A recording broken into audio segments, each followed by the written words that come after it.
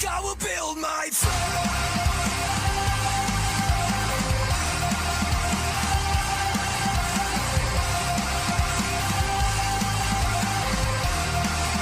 Et yo tout le monde, ici Raditz, j'espère que vous allez bien les gens. Et aujourd'hui on se retrouve sur ma toute nouvelle vidéo review de l'épisode 2 de One Punch Man. Voilà, bon j'avais pas fait de review sur le premier épisode parce que voilà, le premier épisode c'est plus pour introduire voilà la série etc. Donc clairement vu que c'était le premier épisode j'ai pas fait de review. Mais là voilà, vu que là maintenant dans l'épisode 2 on commence à entrer dans les choses sérieuses, vous voyez, bah clairement là c'est le moment de faire une review voilà, de l'épisode, voilà sur la qualité etc. Et pour faire le point. Voilà, en vrai je suis déçu. Voilà, je suis déçu en fait de ce graphisme. En fait, je dis pas, voilà, je vais pas commencer à voilà imiter les grands youtubeurs qui disent ouais c'est nul etc. La qualité est vraiment pas mal pour un manga de 2019. Mais par rapport à la qualité qu'on avait dans la saison 1 de One Punch Man, là il y a réellement une différence. Je sais pas si vous en rendez compte, mais là clairement, voilà, la qualité voilà, de la saison 2 de One Punch Man n'est pas dégueulasse, je le répète, mais il y a un grand fossé entre la qualité de la saison 1 et la qualité de la saison 2. La qualité de la saison 2, en fait, ça fait un manga qui est... Enfin, la qualité voilà, des combats, par exemple, je trouve que ça fait assez basique, en fait. Voilà, ça fait combat, en fait, normal. Voilà, je retrouve pas, en fait, cette patte graphique, en fait, qu'on avait eu dans One Punch Man saison 1. Tu vois, cette patte qui est vraiment nerveuse, voilà, qui avait son charme et tout. Je sais pas si vous vous rappelez, notamment face à Boros.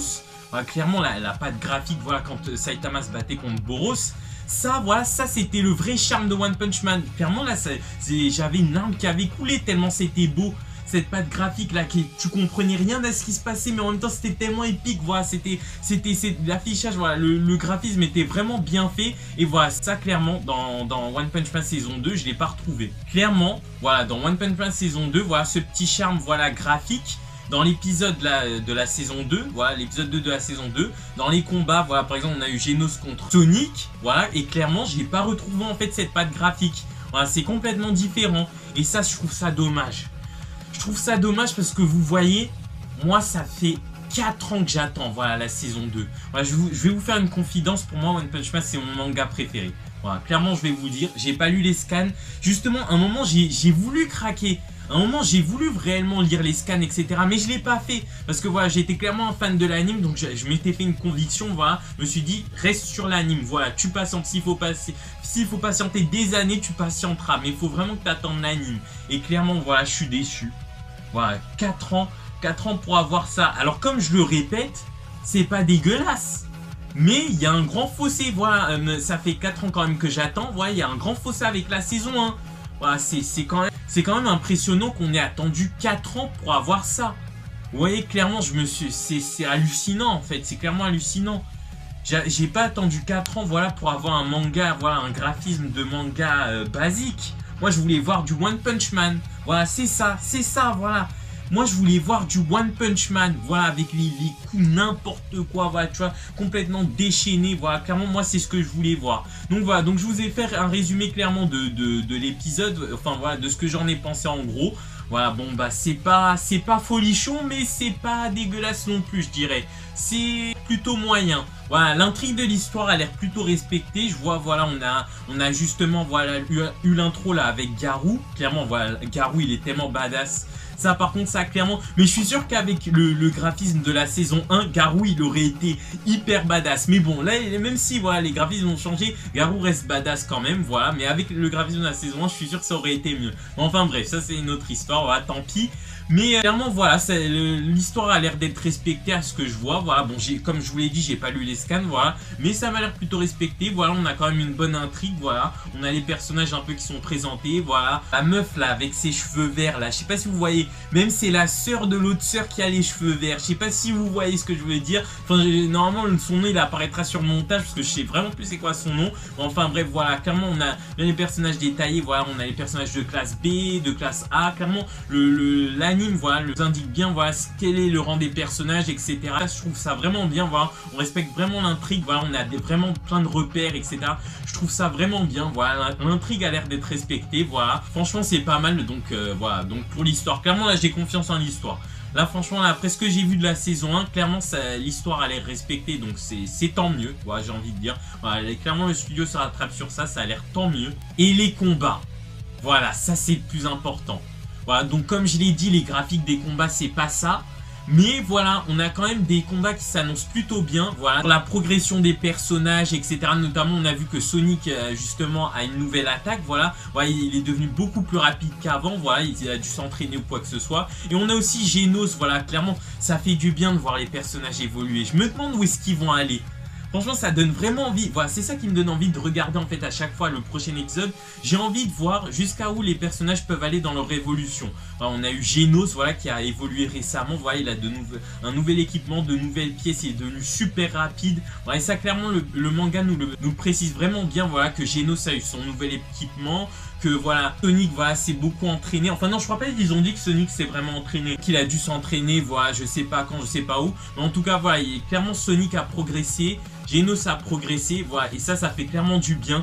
Je me demande vraiment, c'est ça qui me donne envie de regarder en fait la suite à chaque fois, c'est que je me demande vraiment si un jour Genos, parce que c'est l'un de mes persos préférés avec Sonic, clairement Sonic et Genos c'est clairement mes persos préférés de One Punch Man là pour l'instant. Voilà, clairement.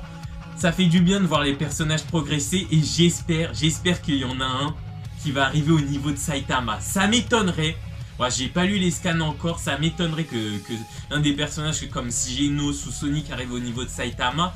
Mais clairement, j'espère qu'ils vont l'atteindre, voilà. Mais ça fait franchement plaisir de voir à chaque fois les personnages qu'on aime, voilà, évoluer tout le temps. Ça fait vraiment du bien. Je sais pas pourquoi moi j'adore ça, et puis voilà. Donc aussi, on a toujours donc un Saitama qui est aussi invincible. Vous voyez, c'est pris plein d'attaques dans l'épisode, hein, clairement. Même à un moment, et on a vu un peu sur les dessins qu'il avait quelques égratignures. Au début, je pensais que ça lui avait fait un petit peu mal, voilà. L'attaque de l'autre fille, là, aux cheveux verts, je pensais que ça lui avait fait mal. Mais non, non, en fait, c'était Genos. C'était Genos qui avait attaqué Saitama. Voilà, en fait, en gros, c'était la fille qui lui avait fait une attaque. Mais au lieu de se prendre l'attaque de la fille, il s'est pris l'attaque de Genos, Saitama. Et clairement, moi, je pensais qu'il avait eu vraiment mal. Mais non, en fait, voilà, il a juste des égratignures. En fait, au début, je pensais qu'il avait mal. Mais au final, en fait, il a rien senti. Voilà, il était normal comme d'habitude. Ça fait vraiment du bien. Voilà, là, on retrouve vraiment notre Saitama, voilà, qui est surpuissant, qui est un surhomme. Voilà, ça fait plaisir. Voilà, le nouveau studio a vraiment respecté ça. Et puis voilà, donc du coup, après, justement, Saitama a mis donc un punch. Non, même pas, il a même pas touché. Voilà, il me semble en fait qu'il a poussé Sonic comme ça, je sais pas, à un moment Saitama il a fait un truc, en tout cas il était beaucoup plus rapide que Sonic, il a fait, je sais pas, en fait voilà, il a fait des clones, voilà, il a fait des clones et c'était beaucoup plus rapide que les clones de Sonic, du coup voilà, donc Saitama a vaincu Sonic, voilà, je crois qu'il l'a poussé ou il a dû lui faire un truc bizarre, mais en tout cas il lui a pas donné de coup de poing, il a juste dû, je crois, lui faire le pousser comme ça, et donc après Sonic a été vaincu, voilà, il était direct au sol, et puis voilà, donc ça a annoncé la fin de l'épisode. Après voilà, il y a eu la fille aux cheveux verts qui s'est retrouvée avec Saitama chez lui, voilà, je pense qu'ils vont faire un peu connaissance, voilà, clairement ça donne envie de voir la suite, hein. Franchement moi je vous dis, ça a l'air d'être intéressant, et surtout vers la fin, je sais pas si vous avez vu, mais à un moment on voit Garou, oh là là, mais lui je sens qu'il sera surpuissant, je sais pas pourquoi, mais lui je sens il y aura quelque chose avec lui, mais c'est sûr, je pense. Je me suis renseigné un peu, voilà, et clairement il y aura quelque chose avec lui, voilà. Bon, il n'y a pas de spoil, hein, voilà. Clairement, c'est sûr que c'est l'antagoniste, voilà, de Saitama principal, voilà. Garou, c'est clairement l'antagoniste, je pense. Et on le voit, voilà, mettre, je crois qu'il a défoncé un gars, voilà, de classe A. Je sais plus c'est quoi le nom du gars, mais en tout cas, il a défoncé un gars de classe A. Donc clairement, voilà, il a envie de progresser, voilà, il nous dit, voilà, vers la fin, clairement ça annonce du lourd, hein. Clairement vers la fin, il nous dit oui, qu'il a hâte de rencontrer les nouveaux super-héros. Enfin, tu vois, franchement, là, le studio, par contre, sur l'intrigue de l'histoire, ils font vraiment bien leur travail, je trouve. Franchement, voilà, l'intrigue, etc. Ouais, il nous donne vraiment envie, en fait, de voir la suite, rien qu'avec Garou à la fin, je sais pas si vous voyez, clairement, ça donne franchement envie. Ouais. Mais donc, là, on passe à un truc qui m'irrisse. Mais, je crois... Vous savez, j'en ai vu des animes. J'en ai vu des animes.